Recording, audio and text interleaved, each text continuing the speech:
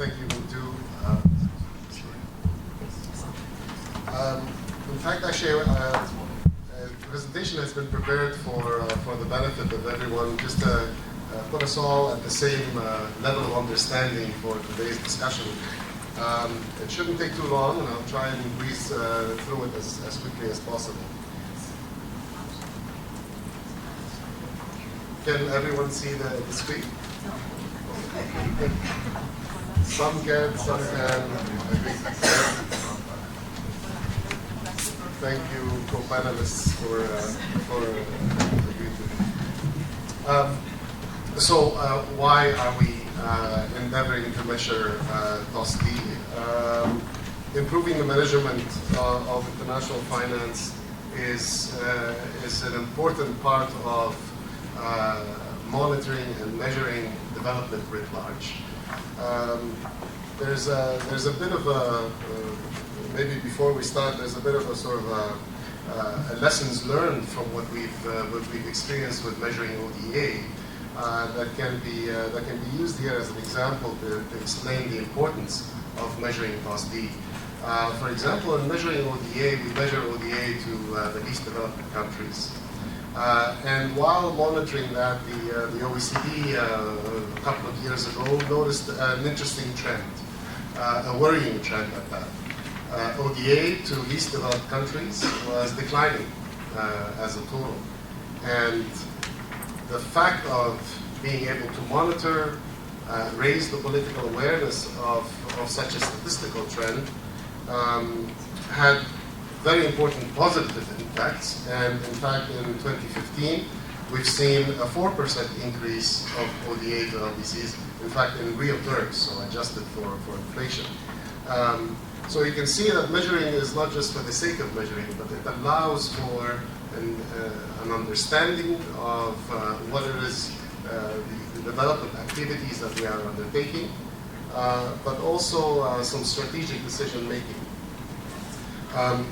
So in order to have access to comprehensive statistics, to be able to measure, or essential to the Agenda 2030, there are three components, as you can see here, that are essential to it. First, to promote transparency, facilitate monitoring of international public finance, carry the right incentives to maximize resource mobilization, and finally, be based on international standards for measuring so that we're all measuring the same thing. And you can see the example that I gave of ODA to least developed countries it uses really all these three factors, and they are there for cost D as well. So what are we aiming to measure in cost D? Two major things. One, sustainable development investments at the project level.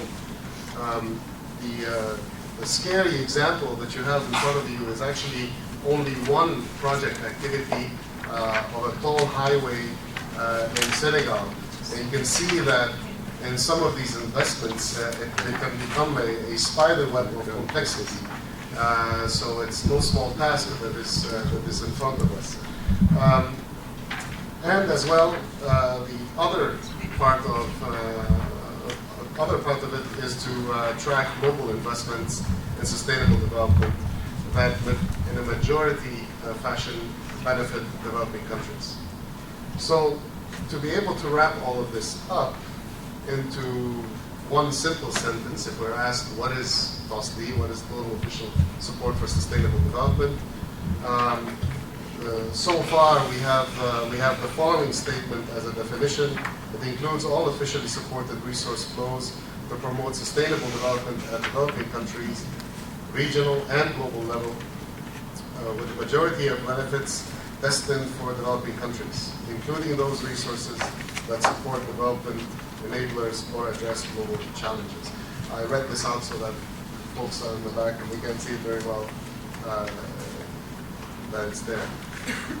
Now, the compendium itself is available on the internet right now and for all to see and to access.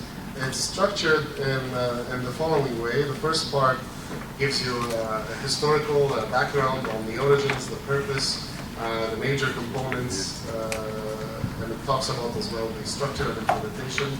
The second part talks about goes into more detail into the conceptual underpinnings and the statistical features. There are also additional parts on coverage, linkage to the 2030 agenda and Addis Ababa agenda, core architecture, eligibility, and finally some issues and measurements. So you can see that it's a well-rounded document. It's the result of massive amount of effort over the last 2 years, several workshops, whether with providers, DFIs, development banks, recipient countries, experts all over, and NGOs. And in terms of scope, purpose, scope, and motivation of TOSD, a bit of the highlights of the objectives of our discussion.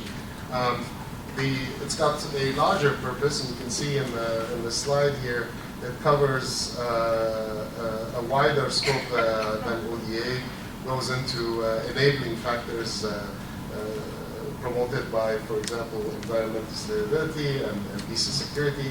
And you can notice the linkages between the major parts and the SDGs. In the second part of the slide here, it's a distinct and separate measure than ODA, where ODA has a primary motivation for economic and welfare, economic development and welfare of developing countries. TOSD has a combination of motivations, so you would have you can have activities that both target the commercial motivation as well as development motivation present in there. The scope is also broader. It covers all international public finance, concessional and non-concessional, private mobilized through official interventions as well. And perhaps to link to what Thomas said, respecting, of course, international standards and agreements, such as human rights. So how does TOSD differ from ODA?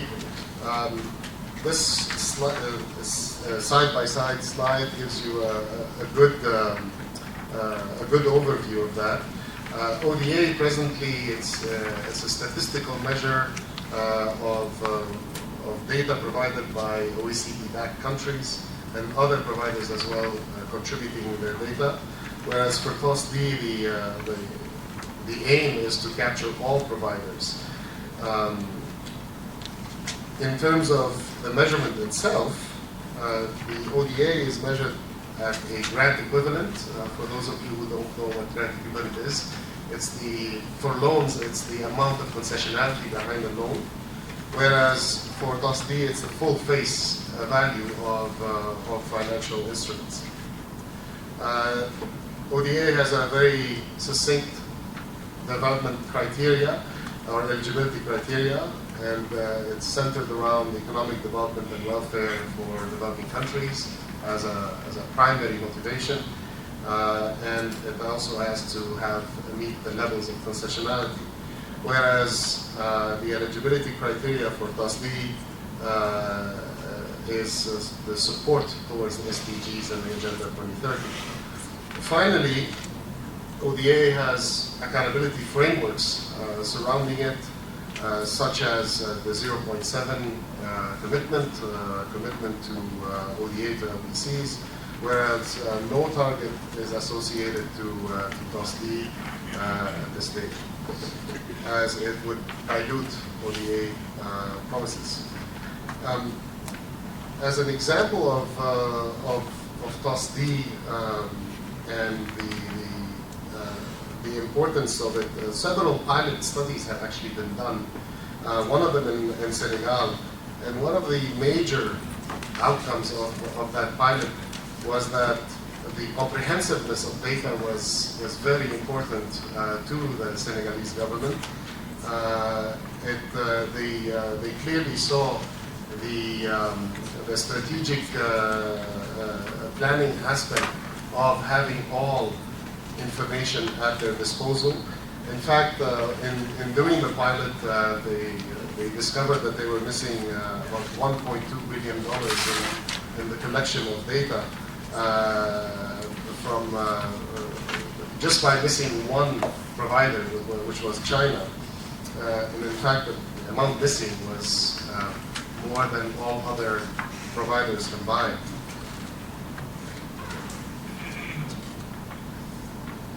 Sure. In terms of, you'll also see that in the compendium there's a discussion on measuring mobilization, and this is the amount that is mobilized by official actions. Here in the graph you see there are amounts that are mobilized directly, there's co-financing, but there's also the catalytic effect or indirect effect of mobilizing private finance. The importance here is obviously that FOSD provides us with a platform to harmonize how we measure mobilization between international bodies as well as development banks. And my last slide. Here's a bit of a roadmap. I've already mentioned that in the last 2 years there's been a series of workshops and discussions. These will continue with multi-stakeholder expert workshops, where at this stage, now that we have a complete compendium for FOSD, we can target various aspects of it in specific workshops. There's pilot studies that have been undertaken, and I think they will go through a second round for most of them.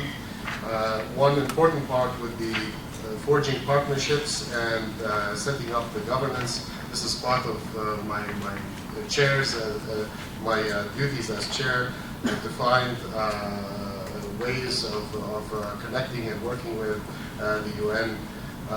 It's a very difficult mosaic. You can quickly see here the landscape that we have to deal with. It's a bit overwhelming. Finally, the last point is the compendium is online. The consultation period has been extended until 9th of September. Welcome everyone to provide comments. The link and the email are there. Sorry for taking a little longer than